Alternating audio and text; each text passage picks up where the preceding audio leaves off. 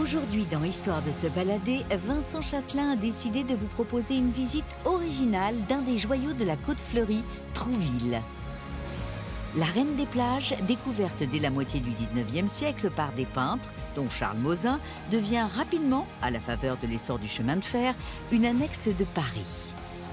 Le modeste village de pêcheurs se transforme en lieu où il faut être vu, au point d'être surnommé par les journalistes parisiens le boulevard des Italiens des plages normandes.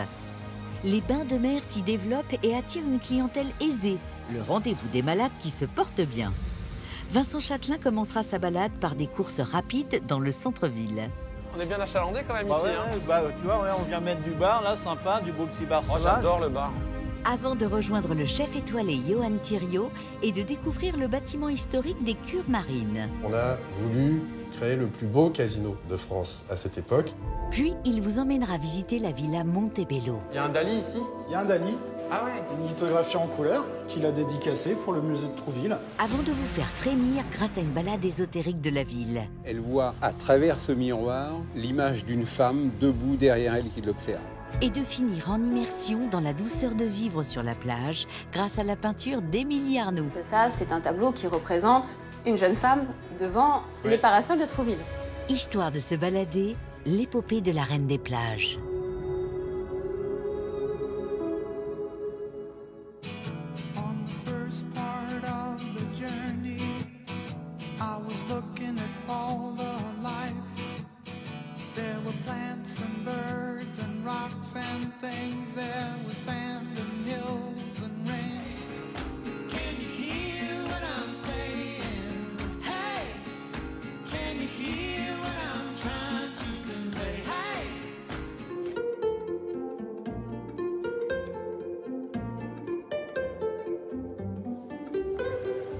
Pas hanté. Je sais pas. Alors d'après Karl, la villa Montebello, elle n'est pas maudite, mais c'est pas ce que pense Eric, qui est juste en bas, que je vais la rencontrer, qui est à la fois chasseur de fantômes et adepte du spiritisme. Bonjour. Bonjour, Enchanté. enchanté. Eric, dites-moi, vous êtes chasseur de fantômes, c'est ça? Oui, c'est le terme un peu littéraire, mais... Ça veut dire quoi effectivement. exactement, chasseur de fantômes? Eh bien, comme le titre l'indique, on chasse le fantôme. Enfin, on chasse le fantôme. Mon rôle n'est pas de les expulser, mais plutôt de les approcher, de les étudier, voir ce qui se trame dans les lieux que l'on dit hantés. Alors il se trouve que là, on est juste devant la villa Montebello. Oui, exactement. Dont le destin est particulier, qui a eu 1000 vies et qui a été un peu maudite et épargnée, puisque les bombes sont tombées tout autour. Est-ce que vous pensez que cette maison serait un cas de figure, par exemple, un cas d'étude pour vous, pour une maison hantée? Tout à fait, puisque je suis venu faire une enquête il y a quelques années, suite au témoignage d'une ex-employée du musée, qui m'a affirmé avoir vécu certains phénomènes étranges à l'intérieur de cette bâtisse. Elle avait l'impression d'être suivie, d'être observée quand elle passait de pièce en pièce. Ça veut dire qu'elle entendait des bruits, elle entendait des craquements, des bruits de porte? Non, elle avait vraiment l'impression que quelqu'un la suivait, une présence qui était derrière elle. Évidemment, il n'y avait personne. De même, elle a été à plusieurs reprises assaillie par un froid intense. On a constaté que dans la très grande majorité des lieux hantés, il y a une chute brutale de la température. Est-ce qu'il y aurait, par exemple, dans les parages, un autre lieu, un autre bâtiment qui pourrait illustrer vos propos liés aux maisons hantées, aux lieux hantés? Exactement. Là, si je balaye le décor du regard, il y a plusieurs lieux hantés. Déjà, rien que là, juste en regardant, quoi. Voilà, juste en regardant, Okay. il y en a au moins 3-4. Come, you masters of war. Here that build a big... Et alors là, il y a un bâtiment dont on peut parler, qui aurait été hanté, par exemple? Ah bah, vous avez le fameux hôtel des Roches Noires, qui était considéré comme l'hôtel le plus luxueux à l'époque.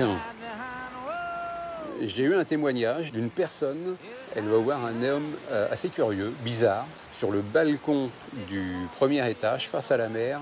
Il regarde l'horizon, il a l'air complètement absent, mais surtout, il a l'air complètement frigorifié. D'ailleurs, il porte sur ses épaules une couverture très épaisse. Quand soudainement, l'homme qui était précisément sur le balcon a totalement disparu. Plus personne. Marcel Proust est souvent lié à Cabourg, mais il venait à Trouville avant. Et il venait à l'hôtel des Roches Noires. Et puis aussi, il devenait de plus en plus frileux. Il louait toujours la même chambre d'hôtel. Et il se trouve que la chambre d'hôtel qu'il louait est très exactement là où a été aperçu cet homme. D'accord.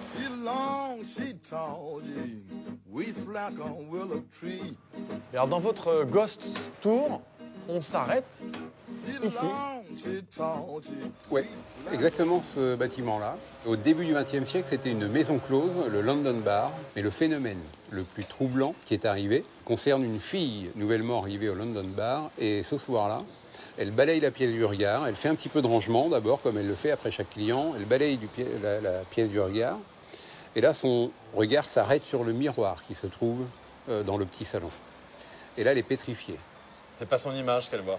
Et plus que ça, elle voit à travers ce miroir l'image d'une femme debout derrière elle qui l'observe. Ah, oh, c'est flippant ça. Ah. Et que, eh bien évidemment, elle se retourne, personne. J'ai des frissons dans le dos. C'est marrant, c'est vrai, hein, j'ai des frissons dans le dos quand vous parlez. Ah, Alors, ce qui est assez étonnant, c'est que cette femme correspondait pile poil à la description de Valentine Angot, qui a été assassinée plusieurs années auparavant. Et puis surtout, cette apparition a eu lieu entre 23h et minuit, l'horaire pendant lequel Valentine Angot a été assassinée. Si on se retrouve dans 50, 70 ans, Je serai toujours là. Enfin, mon fantôme sera là, en tout cas. est-ce qu'on pourra communiquer entre fantômes et est-ce qu'on deviendra tous les deux des fantômes ou pas? Eh bien, attendons 50, 60 ans. Ok, bon, on va rester là-dessus. Merci Eric, c'était super. Et on se retrouve là ou là. Voilà, exactement. On verra bien. Bye Au bye. revoir.